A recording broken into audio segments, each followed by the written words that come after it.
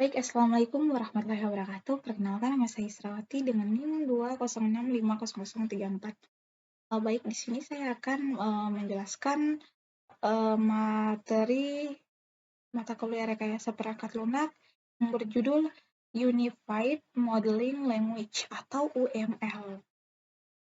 UML memvisualisasikan dan mendokumentasikan hasil analisis dan desain. Unified karena mengombinasikan metode OOP yang sudah ada sebelumnya. Modeling karena digunakan terutama untuk memodelkan sistem secara visual.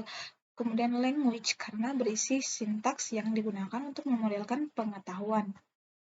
Apa itu UML? UML adalah bahasa pemodelan untuk sistem atau perangkat lunak yang berparadigma berorientasi objek.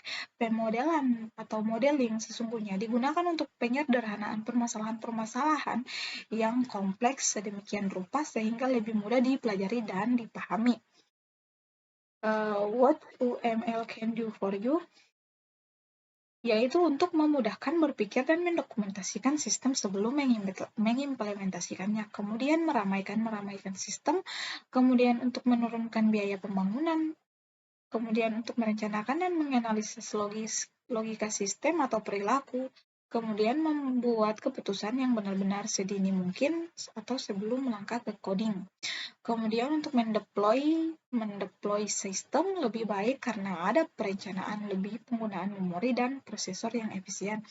Kemudian lebih mudah memodifikasi, mengelola sistem yang terdokumentasi dengan baik. Dan terakhir, biaya perawatan yang rendah.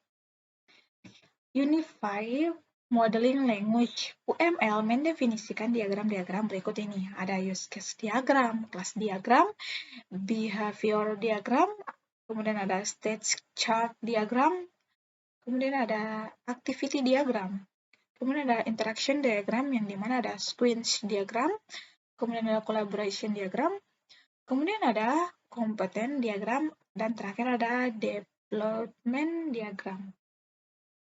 Use case diagram. Diagram use case mendeskripsikan sesuatu interaksi antara satu atau lebih aktor dengan sistem yang akan dibuat. Diagram use case digunakan untuk mengetahui fungsi apa saja yang ada dalam sebuah sistem dan siapa saja yang berhak menggunakan fungsi-fungsi tersebut. Kemudian di sini ada lambang use case, di mana ada simbol, kemudian nama, keterangan. Di mana nama tersebut ada aktor, dependensi, ada generalization, interhide, extend, kemudian ada association, kemudian ada system, dan ada use case, dan ada collaboration, dan terakhir ada node. Kemudian use case contoh ini dia adalah contoh use case diagram pembuatan buku rekening, yang dimana ada nasabah, kemudian buka rekening, kemudian simpan uang, ambil uang, tutup rekening. Simpan uangnya ini harus di atas 200.000. Kelas diagram. Kelas adalah sebuah spesifikasi yang jika diinstansiasi akan menghasilkan sebuah objek dan merupakan inti dari pengembangan dan desain berorientasi objek. Kelas menggambarkan keadaan atribut atau properti suatu sistem sekaligus menawarkan layanan untuk memanipulasi keadaan tersebut atau metode atau fungsi. Kelas diagram menggambarkan struktur dan deskripsi kelas, package, dan objek beserta hubungan satu sama lain seperti pewarisan, asosiasi, dan lain-lain. Kelas diagram itu memiliki 3 area pokok, yaitu ada nama, atribut, dan metode. Atribut dan metode dapat memiliki salah satu sifat berikut, yaitu privat, tidak dapat dipanggil dari luar kelas yang bersangkutan, kemudian ada protected, hanya dapat dipanggil oleh kelas yang bersangkutan dan anak-anak yang mewarisinya. Kemudian ada public, dapat dipanggil oleh siapa saja. Kemudian di sini ada contoh kelas diagram swalayan, di mana ada pembeli, pegawai, supplier, dan barang-barangnya.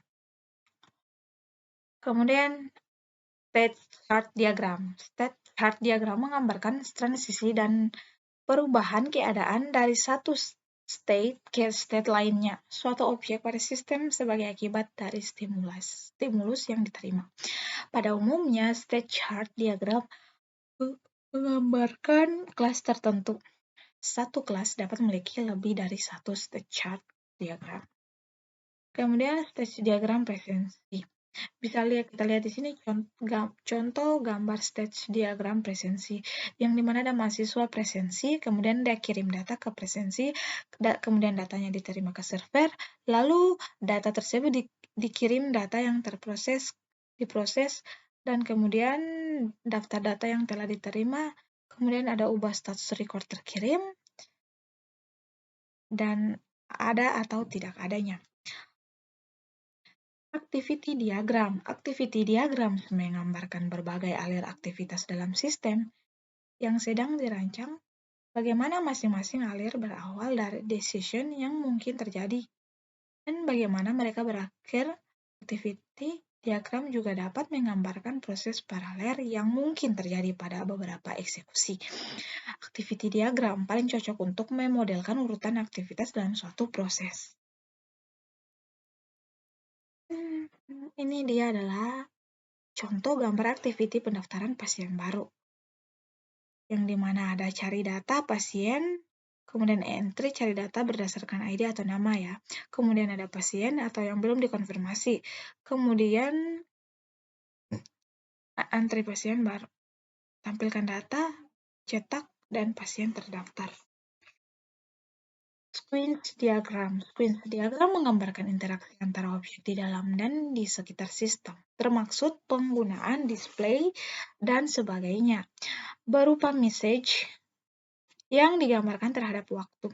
Squinch diagram terdiri atas dimensi vertikal, waktu, dan dimensi horizontal objek-objek yang terkait. Squinch diagram biasa digunakan untuk langkah-langkah yang dilakukan sebagai respon dari sebuah event untuk menghasilkan output tertentu, diawali dari apa yang men-trigger aktivitas tersebut, proses dan perubahan apa saja yang terjadi secara internal, dan output apa yang dihasilkan. Kemudian ada contoh gambar dari squinch diagram, bisa kita lihat sendiri. Collaboration diagram. Collaboration diagram juga menggambarkan interaksi antara objek seperti squinch diagram, tetapi lebih menekankan pada peran masing-masing objek dan bukan pada waktu penyampaian message. Setiap message memiliki squinch number, di mana message dari level tertinggi memiliki nomor 1, message dari level yang sama memiliki prefix yang sama. Kemudian ini dia contoh gambar collaboration diagram. Bisa kita lihat sendiri di sini. Ada user, promoin, dan main SPP. Kemudian selanjutnya ada komponen diagram. Komponen diagram menggambarkan struktur dan hubungan antar komponen piran lunak atau termaksud ketergantungan atau dependensi di antaranya.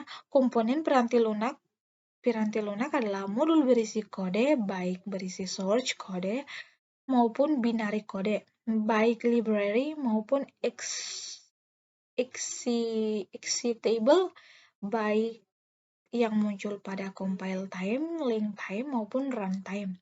Umumnya komponen terbentuk dari beberapa kelas dan atau package, tapi dapat juga dari komponen-komponen yang lebih kecil. Komponen dapat juga berupa interface, yaitu kumpulan layanan yang disediakan sebuah komponen untuk komponen lain. Kemudian ini contoh komponen diagramnya. Kita lihat sendiri di sini gambarnya. Kemudian ada deployment diagram. Deployment atau physical diagram menggambarkan detail bagaimana komponen dideploy dalam infrastruktur sistem, di mana komponen akan terletak pada mesin, server, atau piranti keras apa. Bagaimana kemampuan jaringan pada lokasi tersebut, spesifikasi server, dan hal-hal lain yang bersifat fisikal. Sebuah node adalah server, workstation, atau piranti keras lain yang digunakan untuk mendeploy komponen dalam lingkungan sebenarnya. Hubungan antara node, misalnya TCP/IP dan requirement, dapat juga didefinisikan dalam diagram ini. Berikut ini adalah contoh development diagram. Oke, mungkin itu saja yang bisa saya jelaskan. Lebih dan kurangnya mohon dimaafkan. Wassalamualaikum warahmatullahi wabarakatuh.